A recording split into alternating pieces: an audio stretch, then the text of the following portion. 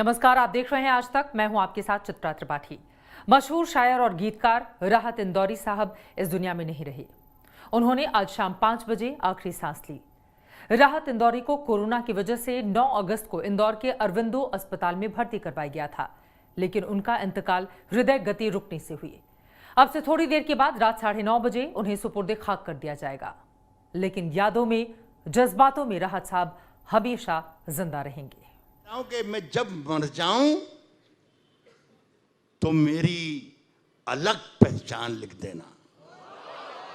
अलग हूं मैं, जब मर जाऊं तो मेरी अलग पहचान लिख देना। लहू से मेरी पेशानी पे हिंदुस्तान लिख देना।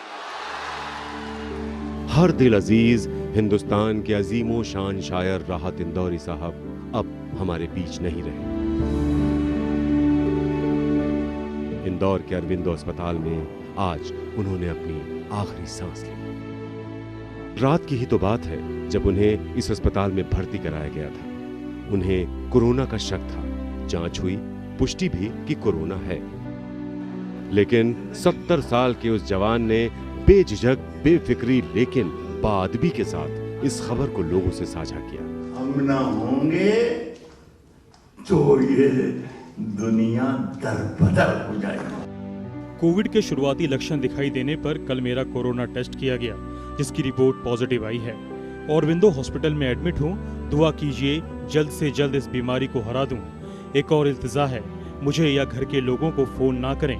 मेरी खैरियत ट्विटर और फेसबुक पर आपको मिलती रहेगी। दिल के बाजार में बैठे हैं खसारा करके। खैरियत बताने वाले थे राहत इंदौरी साहब, लेकिन ठीक से कैफियत तक नहीं बता सके और दिल का दौरा पड़ने से इस दुनिया से रुखसत हो गए। हाँ, अपने जिंदा रहने तक उन्होंने अपनी शायरी से हिंदुस्तान की कैफियत जरूर बयां की। जो आज साहिब मसनद है कल नहीं होंगे, किराएदार हैं, जाती मकान थोड़ी है, सभी का खून है शामिल। यहां की मिट्टी में किसी के बाप का हिंदुस्तान थोड़ी है। राहत साहब मिजाज से क्रांतिकारी थे, लेकिन अल्फाज से अल्हड़। वो जिस महफिल में हो वहां सजा की बात भी मजा बन जाती थी। आसमानों की तरफ फेंक दिया है मैंने चंद मिट्टी के चरागों को सितारा करके। साहब मैं वो दरिया हूं, मैं वो दरिया हूं, मैं वो दरिया हूं कि हर बूंद भंवर है जिसकी। तुमने अच्छा ही किया मुझसे किनारा करके। सिर्फ 17 साल की ही उम्र थी जब उन्होंने अपना पहला शेर पब्लिक को नजर किया और फिर कभी पीछे मुड़कर नहीं देखा। अपना मुल्क हो या कोई दूसरा देश, हर जगह उनके दीवाने थे। हर जुबान पर उनके अफसाने थे। वो खुद ही अफसाना थे। आज तक की टीम पिछले इलेक्शन के दौरान उनके घर गई थी। तब उनके मिजाज ने हमारी टीम को भी अपना कायल बना लिया था। सभी के लिए यही कहूंगा कि उंगलियां यूं न सब पर उठाया करो, उंगलियां यूं न सब पर उठाया करो, खर्च करने से पहले कमाया करो। क्या बात है, क्या बात है। जी जी। उर्दू शायरी में बड़ी कद्र थी राहत इंदौरी साहब की, लेकिन सबसे ज्यादा कायल जवान होती पीढ़ियां रहीं। जिंदगी की हर कहानी बेअसर हो जाएगी। हम ना होंगे तो ये दुनिया दरबदर हो जाएगी। मानो हर दिल की कश्मकश को वो अपनी आवाज में ढाल लेते थे। अफसोस कि उन्हीं के दिल की कश्मकश का आखिरी वक्त इलाज न हो सका। दिल की बातें करने वाला ये पुरनूर शायर दिल के ही हाथों हार गया। वो चांद की बातें करते थे, वो तारों की बातें करते थे। आज चांद तारे भी रोए होंगे जब राहत इंदौरी साहब आखिरी नींद सोए होंगे। आज तक ब्यूरो। राहत इंदौरी अपने खास अंदाज और शायरी के साथ कई बार आज तक के दर्शकों के सामने आए। साहित्य आज तक के मंच को गुलजार करते हुए उनकी शायरी ने हर बार समा बांधा। सबसे पहले आपको सुनाते हैं दिल को झकझोर देने वाली उनकी ये शायरी।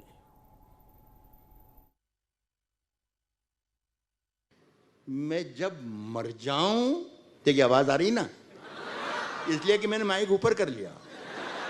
जब मैं बात कर रहा था थोड़ा इधर था कि इसलिए मैं चाहता था कि ये बात जो है गैर ज़रूरी है, ज़्यादातर लोग ना भी सुने तो कोई मेरा नुकसान नहीं होगा। मैं कह रहा हूं कि मैं जब मर जाऊं तो मेरी अलग पहचान लिख देना। अलग हूं मैं, जब मर जाऊं तो मेरी अलग पहचान लिख देना।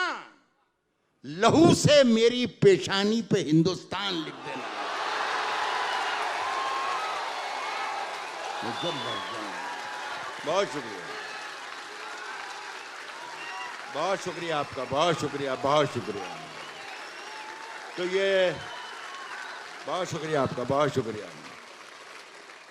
मैं ये अर्ज कर रहा था कि मगर हमारी तरह हथेली पे जान थोड़ी है। कहता हूं कि सभी का खून है शामिल यहाँ की मिट्टी में। हिंदू, मुस्लिम, सिख, ईसाई, जितनी कौमें, जितनी ज़ुबानें, जितने धर्म, जितनी बरादरियाँ यहाँ बसती हैं, जिन्होंने हिंदुस्तान को आज़ाद करने में अपनी जानें दे दी, उन सब का खून यहाँ शामिल है। ये किसी मुसलमान का शेर नहीं है जो मैं सुना रहा हूँ। बहुत से लोग कहते हैं ये राहत इंदौरी का शेर है, किसी मुसलमान का अंदाज। मैंने कहा बिल्कुल नहीं, ये मैं एक हिंदुस्तानी हूँ और हिंदुस्तानी की ज़ुबान बोल रहा हूँ। खलासा फरमा कह रहा हूँ कि मगर हमारी तरह हथेली पे जान थोड़ी, हमारी तरह हथेली पे जान थोड़ी है, हमारी तरह हथेली पे जान थोड़ी है। सभी का खून है शामिल यहाँ की मिट्टी में, किसी के बाप का हिंदुस्तान थोड़ी है। विविधता उनकी खासियत थी, चुटीला अंदाज उनकी काबिलियत। वो इशारों इशारों में ही बहुत कुछ कह जाते थे। कभी वो व्यवस्था को झकझोरते तो कभी धड़कते दिल की ख्वाहिशें उनकी जुबान पर आ जाती। अगर खिलाफ हैं होने दो, जान थोड़ी है।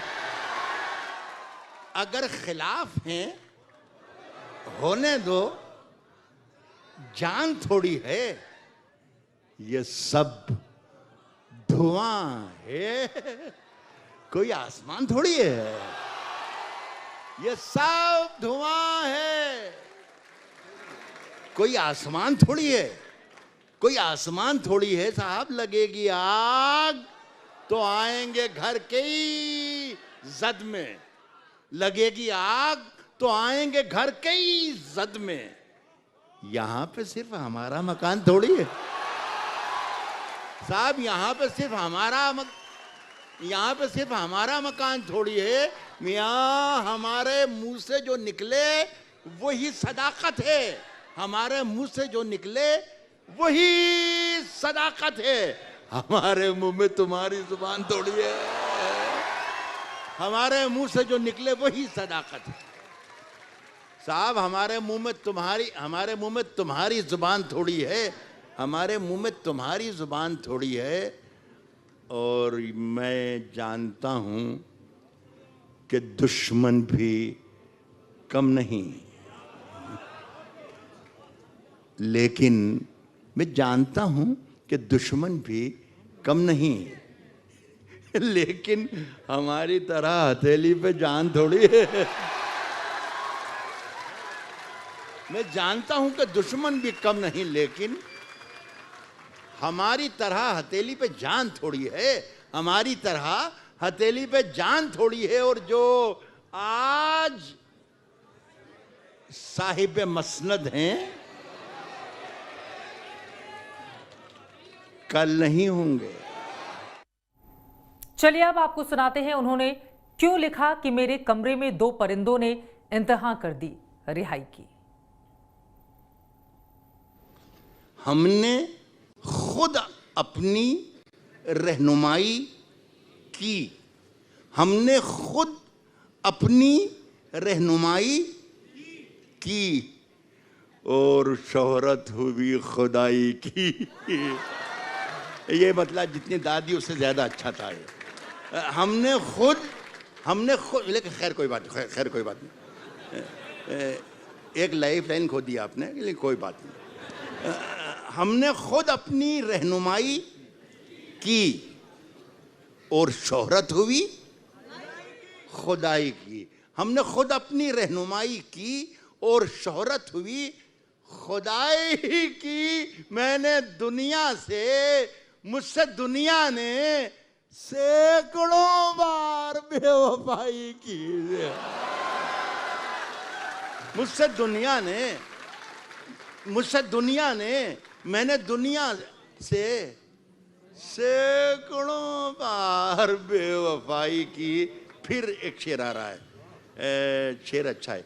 मैंने आपको बता दिया कि जब मैं ये कहूँ कि शेर अच्छा है तो इसका मतलब ये कि शेर अच्छा है। मैंने दुनिया से, मुझसे दुनिया ने सैकड़ों बार बेवफाई की। आसमां चूमता है मेरे कदम, आसमां चूमता है मेरे कदम। दाद दीजिए शिकस्ता पाई की। आसमां चूमता है मेरे कदम, आसमां चूमता है मेरे कदम, आसमां चूमता है मेरे कदम। दाद दीजिए। आपकी तमाम दादों के दरमियान कोई एक हल्की सी बहुत ही आवाज़ आ जाती है और वो आवाज़ कानों में याद है कि भाई क्या कहने, सुभान अल्लाह वगैरह। खुदा की कसम असली वही होती है। दाद दीजिए शिकस्ता पाई की, आसमां चूमता है मेरे कदम। दाद दीजिए शिकस्ता पाई की। ये साबित कीजिएगा कि आप एक अदबी प्रोग्राम में बैठे हैं, एक फेस्टिवल में बैठे हैं जिसे लिटरेरी फेस्टिवल नाम दिया गया है।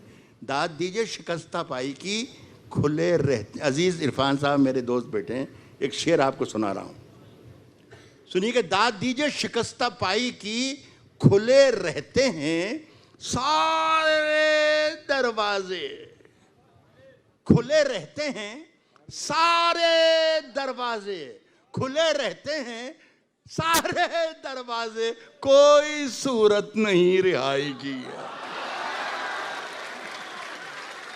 खुले रहते हैं सारे दरवाजे, खुले रहते हैं सारे दरवाजे, कोई, शुक्रिया बिस्मिल्लाह, खुले रहते हैं सारे दरवाजे, कोई सूरत नहीं रिहाई की। अब एक शेर आखिरी में पढ़कर आपसे इजाज़त चाहता हूँ। बहुत मोहब्बत सुना, आपका बहुत बहुत शुक्रिया। खुले रहते हैं सारे दरवाजे, कोई सूरत नहीं रिहाई की। ये भी 3-4 बजे रात तक आपको मज़ा देगा ये मेरा शेर। और ये अकेले में याद करने का नहीं है शेर, ये अकेले में सोचने का है कि यार क्या कहा था, क्या हो रहा होगा यार, पता नहीं, ये वगैरह वगैरह। सुन लीजिएगा शेर और मुझे रुख्सत कर दीजिएगा। शम्स तबरेज़ साहब, आप क्राइम के आदमी हैं, तो आप इस पर और गौर करके कुछ देखिएगा कि यार इसका हल निकलना चाहिए कुछ, ये बड़ी तो गड़बड़ है। सुनिएगा, कोई सूरत नहीं रिहाई की, खुले रहते हैं सारे दरवाजे, खुले रहते हैं सारे दरवाजे, कोई सूरत नहीं रिहाई की। शेर साहब ये है कि मेरे कमरे में 2 परिंदों ने, मैंने कहा कि ज़्यादा समझने का नहीं है, सोचने का है ये। वो अकेला सोचिएगा, 3-4 बजे रात तक बहुत मजा देगा ये। सुनिएगा कि कोई सूरत नहीं रिहाई की, खुले रहते हैं सारे दरवाजे, कोई सूरत नहीं रिहाई की। मेरे कमरे में 2 परिंदों ने इंतहा कर दी बेहयाई की। राहत इंदौरी साहब सभी को बहुत याद आएंगे। इस पेशकश में बस इतना ही। आप देखते रहिए आज तक। नमस्कार, मैं हूं अंजना ओम कश्यप। हमें उम्मीद है ये वीडियो आपको पसंद आया होगा। लेटेस्ट खबरों के लिए यूं ही देखते रहिए आज तक, और इस वीडियो के पसंद आने पर लाइक, शेयर एंड सब्सक्राइब करना ना भूलें।